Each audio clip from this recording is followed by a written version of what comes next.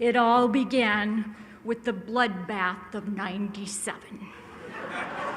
Yes, a bloodbath. That's how those faculty members who survived now refer to the first attempt to reform general education at the University of Wisconsin, Oshkosh. As a newly tenured prof, I remember being asked to mobilize against the reform effort that threatened our discipline and ultimately our jobs. Others, perhaps receiving the same advice in their departments, showed up en masse to protest at a meeting to be led by a panel of alleged colleagues from regions unknown, long-suffering folks, I'm sure, beleaguered faculty who'd been forcibly appointed to that first reform committee. From the reliable secondary source of hallway conversations, I'd come to understand them to be the enemy, some secret, powerful team that had formed their plans in whispers behind closed doors to plot the demise of my discipline. I arrived at the meeting to advocate for the centrality of communication, with no awareness of how the general education curriculum was constructed, nor how the proposal affected any other department except my own. I was not alone. And now, here comes the first confession of many. More than a decade later, I found myself facilitating a similar committee. How could such a thing have happened? How did I slide into the depraved world of reformers? How did the reform move forward after 40 years of stagnation? And most importantly, unlike the bloodbath of '97, how did this team of misfits, really a bewildered bunch, successfully facilitate a reform that had been in motion for over 4 years on our large regional comprehensive campus? Today, that reform team has sent me here to represent them. More about the defection later. We've been asked to share our secrets, and you have been warned the content contained here can be found in our very secret diaries, hereafter to be referenced only as the BSD. Now a 2-volume set, BSD Volume 1, the idea, BSD Volume 2, the implementation. Identities of the faculty members who wrote these journal entries will not be revealed. June 2011. Dear BSD, we met today for the first time. Surprising to us all, there is no plan. Only a faculty senate framework and our campus essential learning outcomes that those who have come before us worked so hard to create. None of us have a clue what we're doing. A few of us suspected we'd be asked to enact some administrator's predetermined plan. It's not true. It seems that we've actually been charged with examining literature and looking at models. We've been set loose to think creatively and collaboratively. It's unbelievable. The secret? Imagination, invigoration. Reform must begin with some shared understanding, but no predetermined path, no mandate to rearrange a chart of requirements. You can trust faculty to think creatively and critically. We're good at it. So we all, the small team, the larger team, broadly across campus, now describe the process of generating ideas to reform general education as invigorating. And part of sparking imagination was using highly varied data, evidence as a catalyst to provoke engagement. Our stats, 50% first generation, our retention of students of color, absolutely shameful. But those numbers were supplemented by stories and student voices and poems and historical documents, and sure, some faculty handbooks and stuff. But imagination brought invigoration. July 2011. I can't believe it. but I'm starting to respect and even like these people. The biologist asks fabulous feasibility questions. The political scientist is so optimistic. How is that even possible in our state right now? There's the historian, so precise in her reasoning and word choice that even the communication person approves. The psychologist keeps pulling out data, and those English people illustrating the data with student stories. Seriously, I'll admit it here and only here, I'm inspired. It's obvious that we each bring something unique, but we all have something in common. We genuinely care about enhancing students' success. Such cognitive dissonance. I'm starting to find myself thinking that every discipline, every department on campus might actually have something valuable to contribute to that shared goal. Shocking. Simple even, but if we can just get everyone talking to each other across disciplines like we're getting to do this summer, who knows what could happen? The secret to radical reform? Interdisciplinary conversation. Well facilitated, structured, built into the systemic habits of interaction on campus. But why? How do we generate collaborative ideas? Well, interdisciplinary conversation reveals shared values, like that student learning focus. It builds respect, deep, real respect and trust. It does that by building relationships, and relationships are vital to the process of transformative education. September 2011. Summer is over. Our stipend was paid, so we thought our service was over too. But not so much. We've posted the draft proposal to the website, inviting input in every venue possible. We're responding to each comment in person if we can. We're having open forums, department meetings, one-on-one conversations, small groups, a full slate of sessions at the Provost Teaching and Learning Summit. It's a great thing we're not taking some of this input personally. We have to keep laughing and listening, working hard to show value for each person and comment. The most critical person on the discussion board, a name caller. The name is here in the diary, but not appropriate to use here. This person could have easily been dismissed as an inappropriate academic bully, but she revealed a real problem, and we made a change. That change showed up in the evolving public draft, transparent indeed. There are a few comments I may never forget. Here in the VSD, there's a long list. I'll just tell you one. Open forum, hand goes up. Well, I'm not actually going to change my gen ed courses for this. And then the response of our brilliant historian. Well, now, you know, general education reform will require the reform of general education.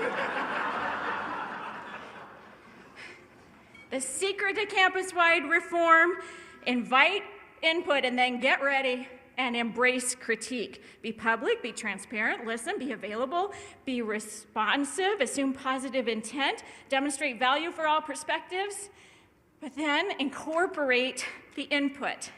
Affirm the source of the criticism. It is the ultimate peer review process. It's much easier to listen to input if you are convinced of two things. First, you don't already know it all.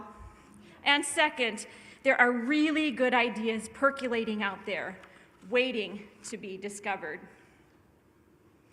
November 2011. Every single word, no, every syllable matters. We're having emergency meetings and Sunday afternoon retreats. We proofread as a group. We revise and revise again. Emails, websites, discussion boards, department visits. This week, we crowded around a geology table, thinking we were going to have great support for our sustainability focus from this well-respected department. The words for one of our 3 curriculum unifying big questions was emerging.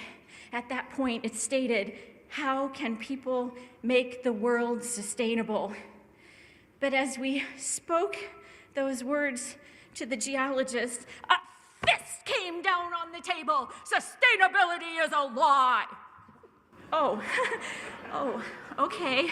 Well, apparently it's not possible to have a sustainable world, we learned. So we changed one word. How can people make the world more sustainable? And all is now well. At that table, we expressed gratitude to the geologists for the input, and eventually we meant it. We have a few words we just had to leave behind, like for the course that would pull things together, that egregious amalgamator. Clear to us, no one else. Or how about the infamous term for the group of courses, cluster? Some sophomore snickering enlightened us on that one. Indeed, words matter. The secret in a reform effort, you have lots of info that needs to be widely shared, but if you're going to move from informing to transforming, words matter. Carefully chosen, creative words. Words that model inclusive excellence, civility. Words that affirm shared values and express gratitude. And a core component of this information secret, we needed to keep speaking the unifying theme, enhancing student learning. That's our decision rule, because we're all committed to that goal. It resonates. February 2012. I'm not sure what I've been doing on this committee, but it's been fun and meaningful. It seems like we're contributing what we already know from the ways we think in our own disciplines, and then asking other people to do the same. And I've learned too, like, maybe this was some unintentional professional development. You know, I feel myself intellectually advancing in some core areas: problem solving, critical thinking, ethical Hey, wait. These sound familiar. Gosh, we're using our own LEAP-inspired essential learning outcomes to make this happen. What it takes to generate ideas for curricular reform is a secret that has been right in front of us from day one. The secret? Integration of our disciplinary knowledge and the ELOs, the essential learning outcomes. This task of getting reform organized around those outcomes required each of us to apply them at an advanced level: problem solving, oral and written communication, critical and creative thinking, civic engagement in our campus community, and to embrace the differences of our disciplinary identities, appreciate the ways of knowing of the other, no longer the enemy. The commitment to our disciplines that divided us in '97 have been transformed into respect for diversity across disciplines and departments. We're always affirming our commitment to inclusivity, assuming we had that going on. But now we're practicing it. Inclusive Idea Generation, VSD, Volume 1. Now, if you know about this reform, you may know some things that are not so secret. Before these 3 rollicking semesters in the final moments of our curriculum transformation, we had some things in place. We had a culture that honored teaching informed by research. We had mechanisms established for interdisciplinary dialogue. And yes, we had a Higher Learning Commission decree, do something with Gen Ed. And we had stable, supportive administrators. But we did discover some secrets as we generated a collective idea. Innovation is invigorating for intellectuals. Interdisciplinary conversation generates transformation. Input is necessary. Get ready to embrace the critique. As you share information, be intentional. Words matter. And most importantly, when our own disciplinary ways of knowing are integrated with applied essential learning outcomes, reform can occur among us. March 12th, 2012. Today, the Faculty Senate voted. None of us slept last night. When it was time for the vote, motion made, seconded, discussion. Just one hand asking, can we have a real team get together to think about what a real liberal arts education might look like on our campus? Pleasantly, he was the only dissenter. The idea for a coordinated, intentional, vibrant program of general education, the University Studies program, is now ready to move from idea to reality. Volume 2 begins. March 13th, 2012. Yesterday, as members of our reform team, now calling ourselves the Dream Team, walked away from the Faculty Senate meeting, we were restraining our urge to begin fist bumping and chest thumping until we got out of the building. The strategic, long, supportive provost walking beside us said, very quietly, you know, there's really no one else to implement this idea that just passed. At this point, we're counting down, and we're counting on you. From 3:47 p.m., the time of the yes vote on Tuesday afternoon, to early the following morning, nearly 17 hours, our dream team celebrated. We may have slept a little bit too. The toasts at that celebration had a theme. Our work is done, hooray, hooray, hooray. What have we done? Who is going to help us? Our celebration of winning turned quickly to whining. The following morning, at 9 a.m., we convened a slightly different team. Not the dream team, but rather a group that we immediately named the obstacle team. Admissions, assessment, advising, administrators, and that faculty facilitator. Our questions? How are we going to make this happen? Who's going to do what? We have how long? 15 months until the first cohort of 18 students arrives?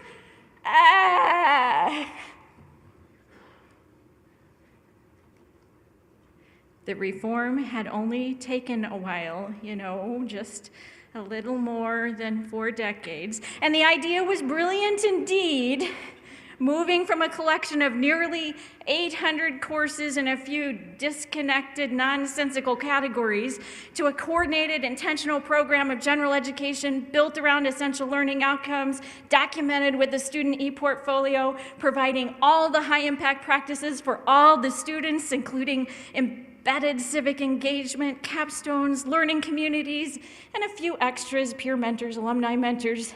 The yes vote on this idea generated a collective that is a campus-wide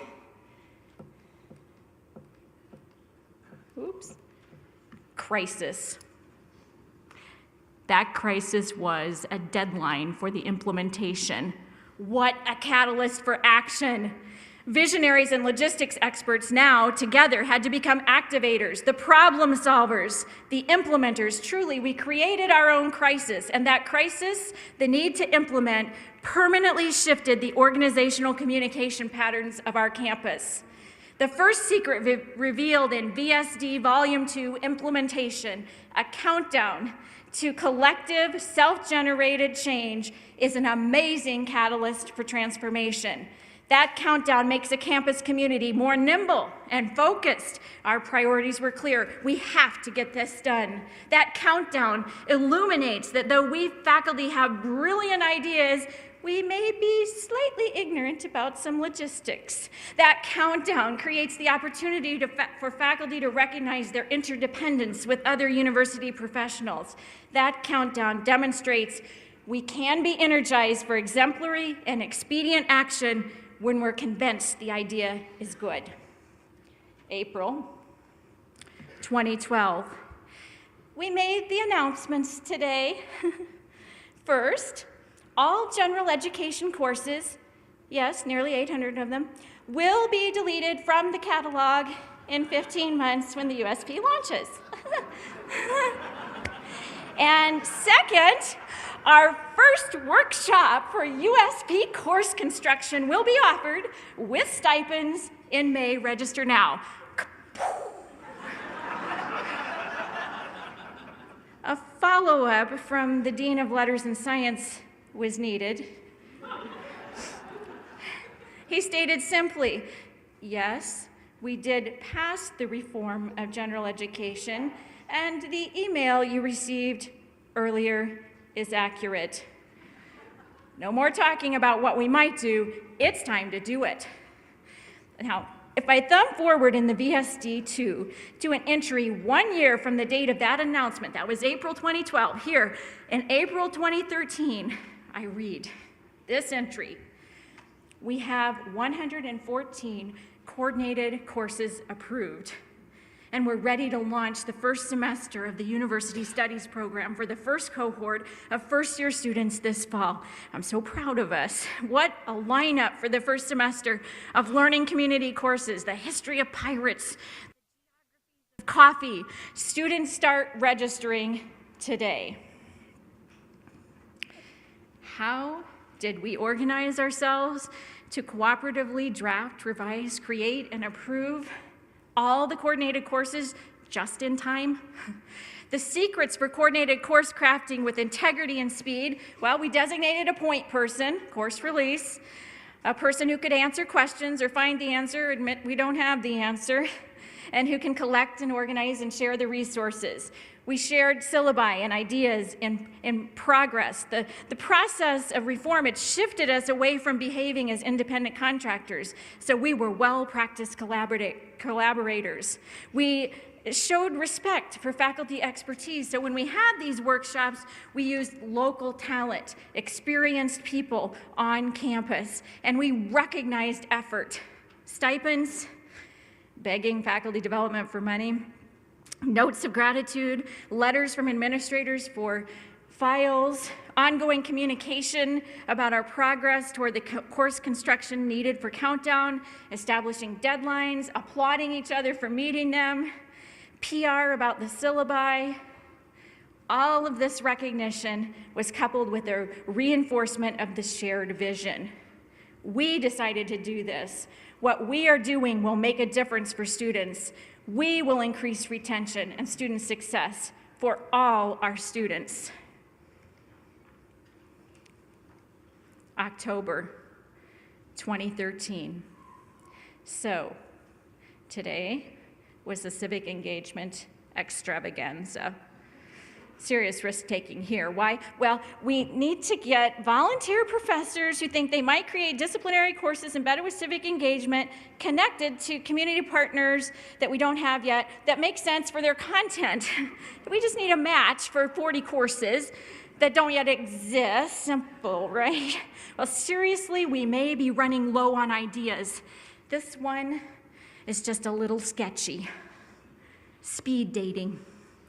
40 potential community partners, local agencies, set themselves up around the edge of the ballroom, and then faculty spent 5 minutes with each agency pitching their ideas for courses while the potential community partners pitched their needs and missions. Then I rang a little bell, and faculty moved to the next display. Eavesdropping on the conversation between the therapy horse people and the theater professor was interesting. Not sure we had a match there, but the journalism professor and the Veterans Center rep seemed to hit it off. So many ideas generated today. We need 40 courses with embedded community engagement, 50 students in each course, organized in groups using alumni mentors. Now, whose idea was this? Oh yeah, ours. Some of those initial dates blossomed into relationships. Faculty, community partners, working together with alumni mentors to launch these courses. Many fabulous courses began to germinate on that day. There were second dates, agency visits, a new position to coordinate logistics, incredible work. One of these courses had students engaged in a Humans of Oshkosh storytelling project with Facebook posts and video at a campus-wide USP showcase, even a print book. That's just one of the classes. Civic engagement. Now, let's go back in time, before the launch, January 1st, 2013. Happy New Year. This is it, the year of the launch. As I sit here at home thinking about the new year, I'm starting to become aware of how dramatically things are changing for me as a faculty member. Some days I wonder what the heck I'm doing. A scholar arranging speed dating extravaganzas and pitching people for money for faculty development. When I look ahead at my Google Calendar for the first week of the semester, I see these meetings for our faculty teams: admissions, advising director, planning the workshop for advisors, for the USP transfer office, figuring out how to code the courses so they come in and go out seamlessly. Housing, amazing. They're gonna connect their first year housing curriculum to our first year learning outcomes. Student government, currently angry because we haven't started this great stuff sooner. Why can't we have peer mentors? Dean's offices, history department, another great course idea in the making. Updating the resource website again, meeting with marketing. Alumni office, we've got to recruit those alumni mentors. IT, finalizing the new e-portfolio support position description. And then, as always, obstacle team. I don't think I could have even found some of these offices before all this started. And it's not just me. So many of my faculty colleagues are serving as partial administrators, or coordinators, as we prefer to call ourselves, for pieces of this implementation. And all of us dreamers are recognizing how dumb we were about the logistics. You know, I really used to think of administrators as people who were, well, playing for a different team. But now I'm thinking, who better to be involved with logistics than those who are deeply convicted of the values and the vision? As we count down to launch, my role has shifted, my identity is expanding, and most importantly, as a communication scholar who has taught this root word hundreds of times, my notion of what constitutes community is growing. Now, I flip over a few pages here. First month, same year, first month of the launch, September 2013. We wanted champagne at our launch party, you know, for the campus community. It took some forms and special permission and servers and some outside donors, read our checkbooks, but we did it. And even as the dreamers and the doers clinked our plastic flutes, we were worried. What a mess we've made. Just one little example, pre-nursing students have rigid prereqs.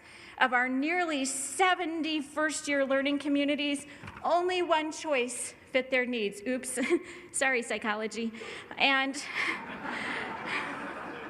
we're expecting lots of trouble as we launch, but here we go. The VSD secret, faculty identity that connects to an expansive view of community. This value of community goes beyond cooperation or collaboration, extending to habits of interaction that give us access to one another's perspectives. This view of a campus community forces extreme inclusivity, made possible by the tangible product of our collective vision and values, the implementation of general education reform. October 2013. Well, we started the semester with a launch party on the patio.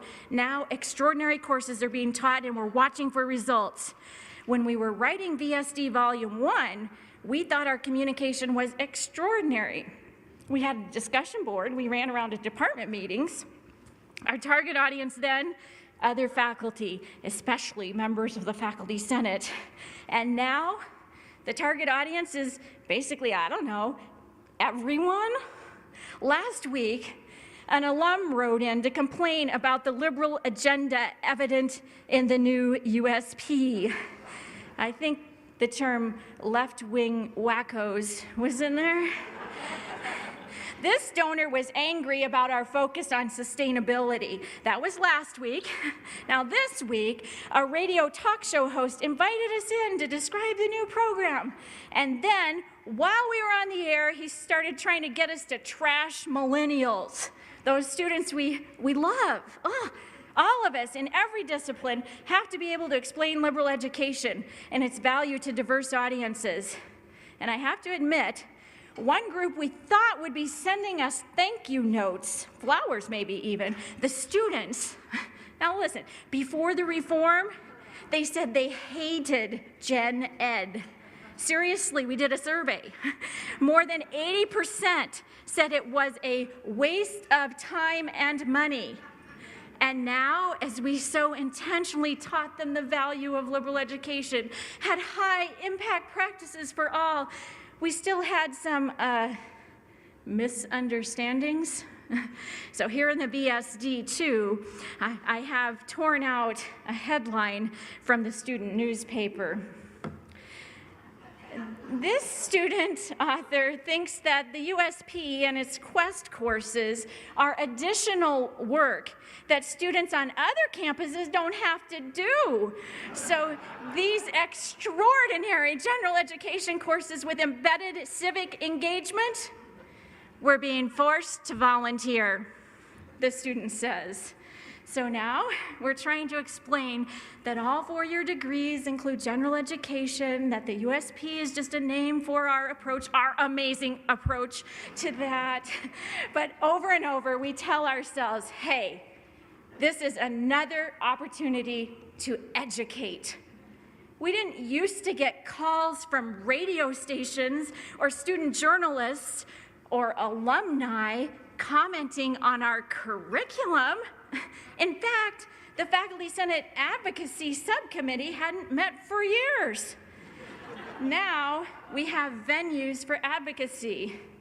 Our website addresses multiple audiences now, and it's a space for advocacy and affirmation as students really are having mind-blowing learning experiences. Our weekly e-blast highlights some of those learning experiences in USP courses. One of the biggest hits on the website, the Explorers, a group of first-year students who are sharing their journeys. They come into a truth booth one at a time and describe their first-year experiences. We're all learning a lot from looking through their lens. We've only had to edit out one comment about, that great party over in the residence hall. We all agree so many times we sat in Faculty Senate or read the newspaper and wished we had a voice, a mechanism for responding, and now we do. Just last week, in one of our teach and talk gatherings, USP faculty role-played explaining the value of a liberal education, switching up the listeners, parents, employers, first-year students, Board of Regents. We can do it. All of us can do it, and we do it on our syllabi. The implementation secret from this part of the VSD2, communicate affirmation and advocacy. A change like this one provides multiple opportunities to advocate for the transformative value of higher education and to demonstrate significant student learning. If we'd never made a change, all this attention wouldn't have come. Have stories of student success ready to tell from multiple disciplines and affirm the professors, the staff. Remember from that early journal entry how we wrestled with the concept of sustainability with the geologist, and now 2 years later, we're explaining sustainability to our friend, the alum, in an online discussion board. Now that's education. January 2014. First semester students and USP faculty have completed surveys describing their experiences in the launch semester. We've randomly selected e-portfolios to assess. So today, several of us sat together drinking coffee, cup after cup, and chatting, procrastinating, afraid to read the results. I remember my first years of teaching. when I made excuses to postpone reading student evaluations of my course. But now it's not my course, but rather our curriculum they're evaluating. We brace ourselves, knowing that this massive change, motivated by sincere desire to increase student success, has been, well, slightly inconvenient. The secret, not just courage, but collective courage. One person, even a dazzling dean or precocious provost or a fabulous faculty member with 100% course release, one person could never have sustained the energy or risk-taking required by this effort. Collectively, we had become convinced that the need for reform was great and that no one could fix it but us. And when the retention numbers came in, our collective courage was validated. June 2014, as we reflect on the first year of the launch and look ahead to year 2, we know we need additional positions. We can't keep running on release time. As we get those positions, we need additional collaborative space. Glad to have a space, we encounter an infestation, both bats and squirrels. You couldn't make this stuff up. We need renovation, we need furnishings, we need a larger portion of the base budget. With resources dwindling and USP a campus priority, we need to acknowledge that other programs are having their budgets diminish because of this commitment. We need results. HLC is coming, another countdown. Now that we have some results, we need revisions, results, revisions, revenue. Yes, we created something that has real costs. A climate of commitment to student success is the new normal, and that commitment must be continuously nurtured. We're most inspired and energized by stories of student success. We must keep telling those stories to generate our own energy, to sustain this commitment. We can be proud but never satisfied. Assessment results mean something to us now. The teaching and learning community here awaits retention data with breathless anticipation, the way nominees await Oscar announcements. Our commitment gives us confidence that we can adapt. Commitment has costs. If we do this, we can't do that or that. Commitment demands resolve. Is this a change worth making? Yes. Then what's it going to take? At this point, hundreds of UW-Oshkosh faculty and staff members are engaged in this implementation of the University Studies program. But what of the original 8? Authors of the VSD who wish to remain nameless. The psychologist took a sabbatical to Paris. Now teaches Quest 1 classes, including the psych classes into which only pre-nursing students were inadvertently enrolled. The short story author withdrew from official USP assignments to focus on his writing, but serves as an encourager extraordinaire for his USP colleagues. The biologist, co-chairing his department. The women's studies scholar, now teaching Quest 3 courses and directing our Center for Excellence in Teaching and Learning. The historian, serving as Associate Dean of the College of Letters and Science, actively negotiating USP logistics with department chairs day to day. The sociologist, continuing as faculty coordinator for civic engagement. He is living his values in and out of the classroom, starting a community food co-op. The communication scholar, as you may have discerned, though she had the honor of facilitating this dream team and the implementation effort, she is now a deserter, having stolen both volumes of the VSD. The political scientist, ever the optimist, was compelled into service after the defection. She is currently directing the program after having taught a Quest 1 first-year experience course that she called both excruciating and extraordinary. For all, the struggling and juggling of priorities continues, and the commitment to transformative higher education is stronger than ever, fueled by the pursuit of student success and by the great global gaps in higher education. These are the holders of the secrets, and now you have joined them. Do you remember their secrets from VSD Volume 1, Volume 2? I invite you for a moment to whisper them to your neighbor. These secrets seriously do whisper. The place might be bugged. Can you remember the secrets? Give it a try. Whisper.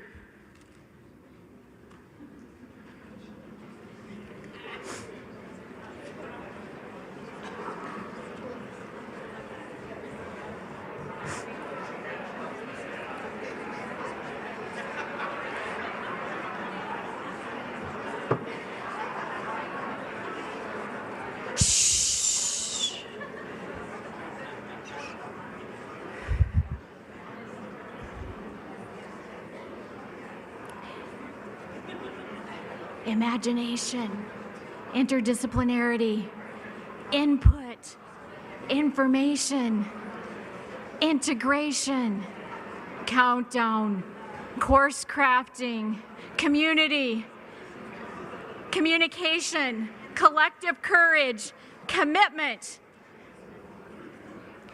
There are too many main points. As a communication professor once said to me, boil it down, babe. So here we go.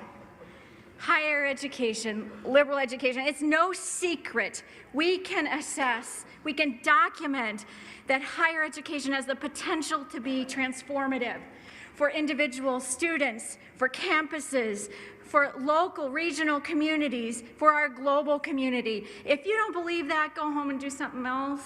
But if you do believe it, if you do believe that learning is the path forward for addressing the grand challenges, if you are in a privileged role able to impact a higher education community, know that the challenges in higher education, the challenges of our time in history, call out to us to change. That's right. The top secret is that we need to change first. We need to change, and our campus structures need to change. We need to change, shifting our self-concepts, expanding from dedicated disciplinary specialists to higher education experts and entrepreneurs. We need to change, shifting from extreme individualism toward collectivism so that we are structured to connect across varied roles as contributors in a collaborative community. Individually, we're so bright, right? I mean, seriously, imagine the creativity and genius on each of our campuses, and then collectively to engage together in one of the most powerful endeavors on the planet, higher education. We need to change, telling our own stories of student success. Why? Because those stories, those assessment data, that's our energy source. Telling the story helps us sustain ourselves as change agents in higher education and in the culture. No assuming that our value is already known. No assuming that anyone else can advocate for our value, our liberal education values. We need to change, intentionally humanizing our challenging environments. Doing this kind of significant work together, the work you are doing on your campuses, can bring deeper relationships and joy and meaning and learning. Those are priceless human commodities worthy of our pursuit. And we are best suited to do this changing so that we may create extraordinary educational experiences. But we must change. And while Oshkosh Bagosh has much of which to be proud, they are not alone. Many of you are facilitating these kinds of changes on your campuses. AAC&U, the LEAP venture, has inspired all of us. I just had a chance to chat with new colleagues from Virginia Tech. Their vote scheduled this week, postponed for 2 weeks by snow. Now, I would love to be able to put up a slide right now for each of your campuses honoring the general education and assessment work happening in your community, revealing your secrets. Instead, I'll reveal that this defector has recently joined a team of entrepreneurial educators at the University of Minnesota, Rochester. They're an example of the extraordinary work we can do if we will change. Roles in physical space organized to engineer creative collisions. Integrated interdisciplinary core curriculum in the first 2 years, liberal education embedded in the health sciences, and then customized signature experiences in the last 2 years. The curriculum fuels graduation in 4 years. Personalized support with student success coaches and assessment, the primary scholarship of tenure track and tenure faculty is the measurement of student learning. Oops, there I go again, spilling secrets. In a few moments, before a brief legal matter, I'd like to applaud us all who are liberal education change agents. My chancellor, who is here today, Chancellor Lemkohl, can you wave? Representing UMR, my colleagues and dear friends at UW Oshkosh, struggling and triumphing in one of the most difficult political environments in this country right now for higher ed. The AAC&U for its inspiration and practical work, and all of us here, all of you, leading transformation in higher education and sharing our secrets with one another at this conference. But first, a brief legal matter.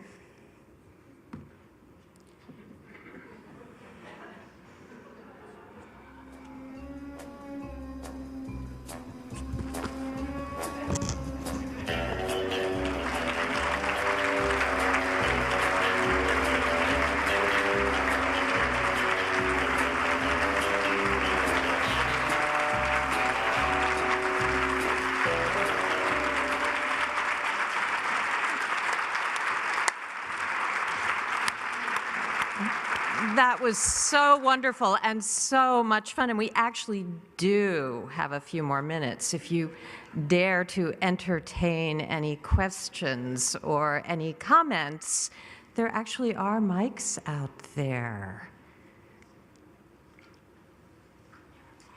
It's sort of, yes, a hard one to follow. But always wait a second, because somebody may think of something that they want to bring up. And if not, we hope you got some new ideas. It looks like somebody is... Yeah, did I understand your comment at the end to say that the assessment of student learning was an important part of evaluation of faculty for tenure and promotion? Yes. Okay.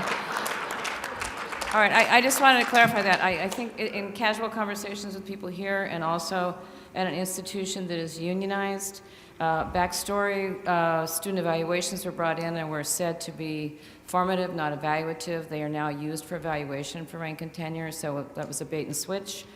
And now as we move more forward in the assessment movement, there's a great deal of faculty resistance, expecting the same bait and switch, and in our contract they're actually trying to make sure that assessment would not have to be used, but could be should a candidate wish to, because people are afraid if they set a goal of 80% will do X and only 70% do it, they're going to get punished. Please address. It's so challenging. I know that at UW Oshkosh, over many years, we had built a culture that honored, that valued, that used and capitalized upon research on teaching and learning, the scholarship of teaching and learning.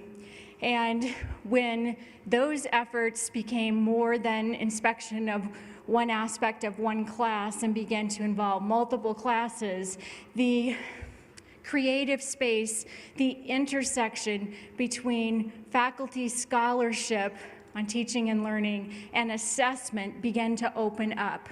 and that was enormous for us.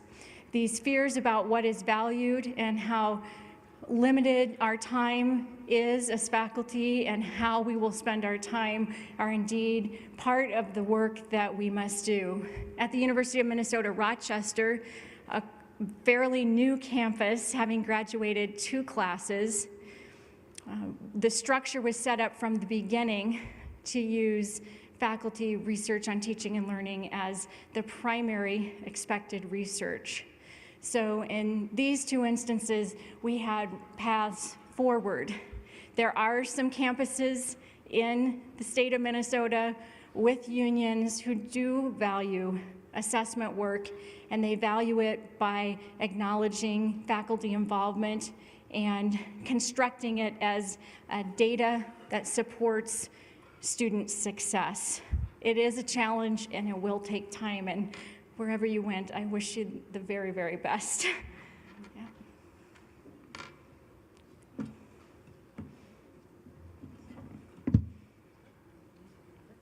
There's one here. One here. What time is it? Hi, thank you so much. That was so much fun and just really reflected for many of us what we experience.